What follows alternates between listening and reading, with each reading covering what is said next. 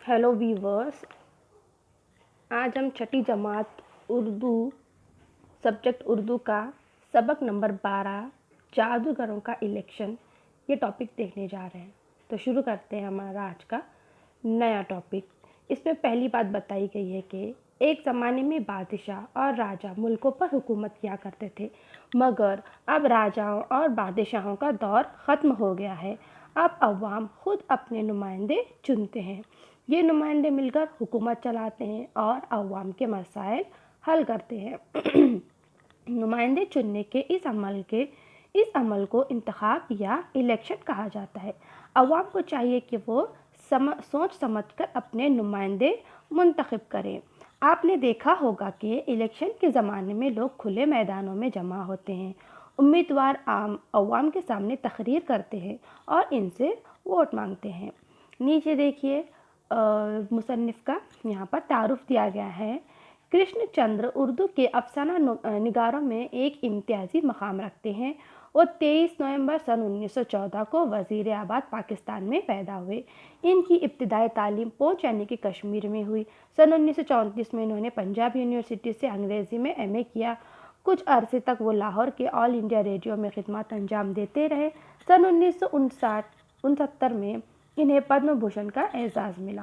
कृष्णचंद्र ने नावल, ड्रामे, मज़ामीन और अफसाने सभी कुछ लिखा, लेकिन वो बुनियादी तौर पर अफसाना निगार थे।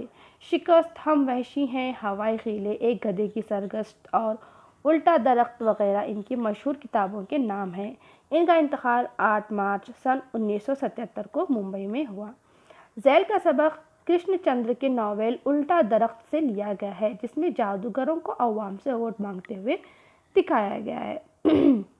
तो वीवर्स यहाँ देखिए कि जादूगर जो है उनका इलेक्शन चल रहा है और वो लोगों के सामने किस तरह से अपने अपने जादुओं के हिसाब से वोट मांगते हैं। बड़ा ही दिलचस्प सबक है ये। हमारी कहानी जो है बड़ा ही दिलचस्प है। चलिए देखते हैं इसे।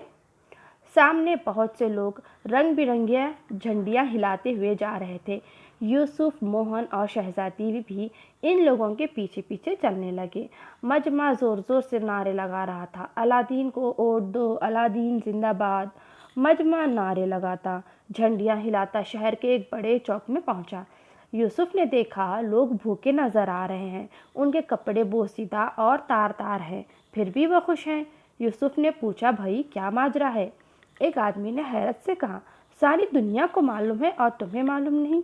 आज जादूगरों का इलेक्शन है, वो देखो सामने। अलादीन अपना चिराग हाथ में लिए इलेक्शन लड़ रहा है।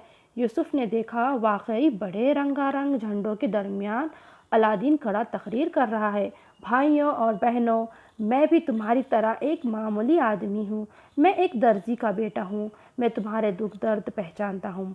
मुझे मालूम है तुम लोग भूखे हो, तुम्हारे जिस्म पर कपड़े नहीं हैं, बच्चों के लिए तालीम नहीं है। पिछली हुकूमत ने तुम्हारे लिए कुछ नहीं किया, मगर वो सोने की देव की हुकूमत थी। मैं अपने इस जादू के चिराग की मदद से तुम्हारे लिए हर तरह के ऐश का सामान मुहैया करूँगा। देखो मेरे जादू के चिराग के करिश्मे। ये कहकर अलादीन ने अपने चिराग को अपनी हथेली से रगड़ा। फौरन एक जीन हवा में उड़ता हुआ नजर आया और कहने लगा, अलादीन क्या हुक्म है?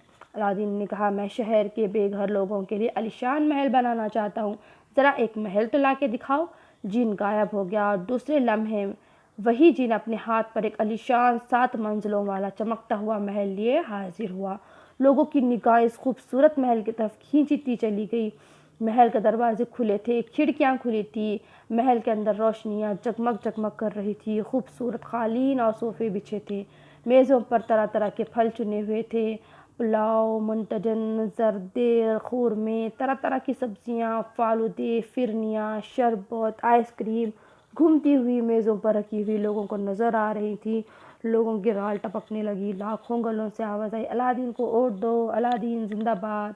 एक वोट, एक मुल्क, एक अलादीन, एक चिराग। यकायक अलादीन ने ताली बजाई। अब जीन अपने महल समेत गायब हो गया। अलादीन ने कहा, पहले मुझे वोट दो, फिर यह महल तुम्हें मिलेगा। लोग धड़ाधड़ वोट देने के लिए जाने लगे। यकायक दूसरी तरफ से आवाज़ आई, लोगों बेवकूफ़ ना बनो, ये अलादीन दर्जी का बेटा तुम्हें बेवकूफ़ बना रहा है। اصلی جادو تو میرے پاس ہے، جادو کی ٹوپی، سلیمانی ٹوپی۔ مجمع دوسرے طرف پلٹا، جہاں ایک بہت بڑے بینڈ باجے کے ساتھ ایک بڑے چبوترے پر 2 درجن لاؤڈ اسپیکروں کے سامنے ایک جادوگر سلیمانی ٹوپی ہاتھ میں لیے تقریر کر رہا تھا۔ یوسف، موہن اور شہزادی بھی ادھر چلے گئے۔ وہ کہہ رہا تھا، الادین ٹھگ ہے، اسے ہرگز ووٹ نہ دینا۔ الادین کا چراغ پرانا ہو چکا ہے، اس کا جین بھی بوڑھا ہو چکا ہے۔ اتنے دنوں میں وہ تمہارے لیے کچھ نہیں کر سکا، اب کیا کرے گا؟ اب کہ تم مجھے ووٹ دو کیونکہ میرے پاس سلیمانی ٹوپی ہے۔ موہن نے کہا، اس ٹوپی میں کیا خاص بات ہے؟ مجھے تو سیدھی سادی سفید رنگ کی ٹوپی دکھائی دیتی ہے۔ جادوگر نے موہن کی بات سن لی۔ وہ وہیں چبوترے سے چلا کر بولا، یہ کوئی معمولی ٹوپی نہیں ہے، اسے پہن کر آدمی یوں غائب ہو جاتا ہے جیسے گدھے کے سر سے سینگ۔ دیکھو دیکھو سلیمانی ٹوپی کا کمال دیکھو۔ یہ کہہ کر جادوگر نے سلیمانی ٹوپی پہن لی اور مجموعے کے درمیان سے غائب ہو گیا۔ اب صرف اس کی آواز آ رہی تھی۔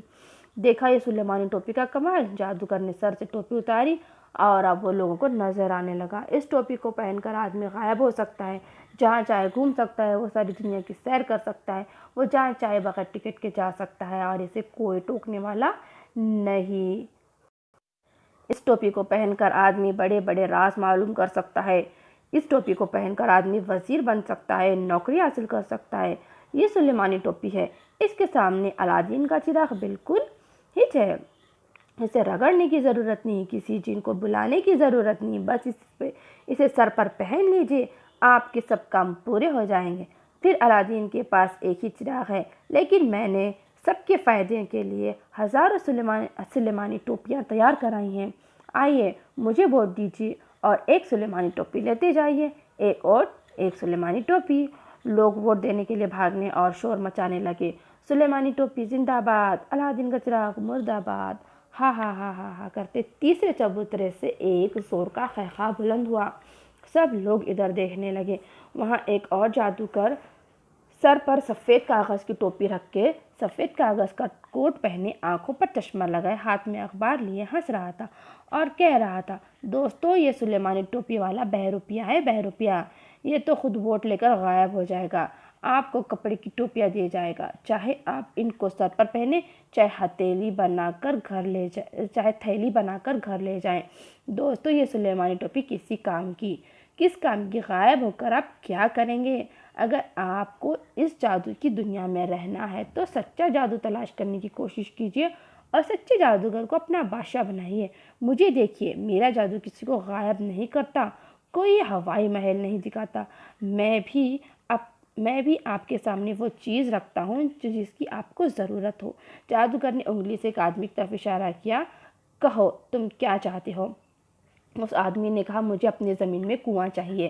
جادوگر نے اپنے چبوترے پر پڑے کاغذ کے انبار میں سے ایک بڑا سا کاغذ نکالا اور اس پر کچھ منتر پڑھ کر پھونکا اور اس آدمی کو دیا۔ یکایک اسے اپنے بنجر کھیتوں کے بیچ میں ایک کنواں نظر آیا۔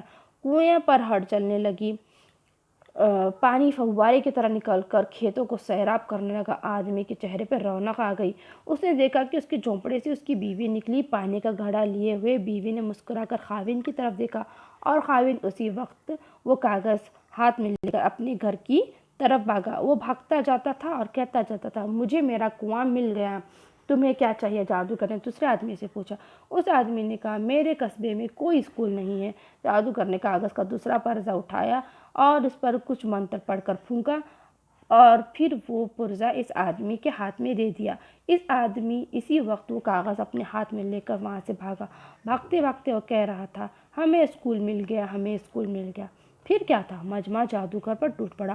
ایک بولا، مجھے جوتا چاہیے۔ جادوگر نے اسے کاغذ کا پرزہ دیا۔ دوسرا بولا، مجھے موٹر چاہیے۔ تیسرا بولا، ہمیں اپنے گاؤں میں ایک اسپتال چاہیے۔ موہن نے یوسف سے کہا، تمہیں کاغذ پر کچھ نظر آتا ہے؟ یوسف نے کہا، مجھے تو سفید کاغذ ہی نظر آتا ہے۔ موہن نے کہا، ممکن ہے ان لوگوں کو کچھ نظر آتا ہو، مگر مان لیا جائے کہ انہیں کچھ نظر نہ آتا ہو تو آخر کاغذ ہی پر نظر آتا ہے نا، اس کی حقیقت کیا ہے؟ یوسف نے اس آدمی کو بازو سے پکڑ لیا جس نے جادوگر سے جوتا مانگا تھا اور اس نے پوچھا، تمہیں جوتا مل گیا؟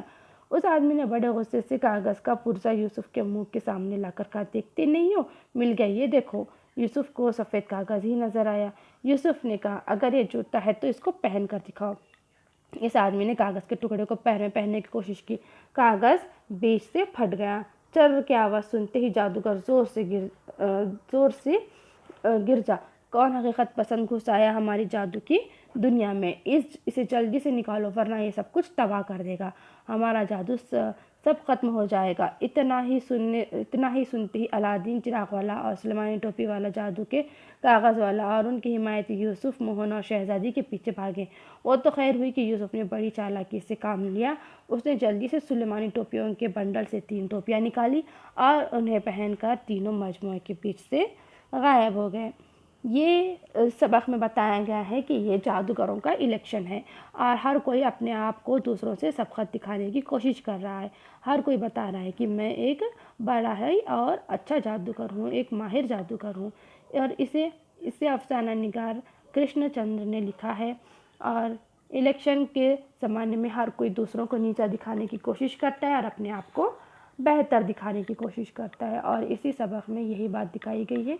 तो नीचे जो केस के मानी व इशारा दिए गए हैं, देखते हैं हम।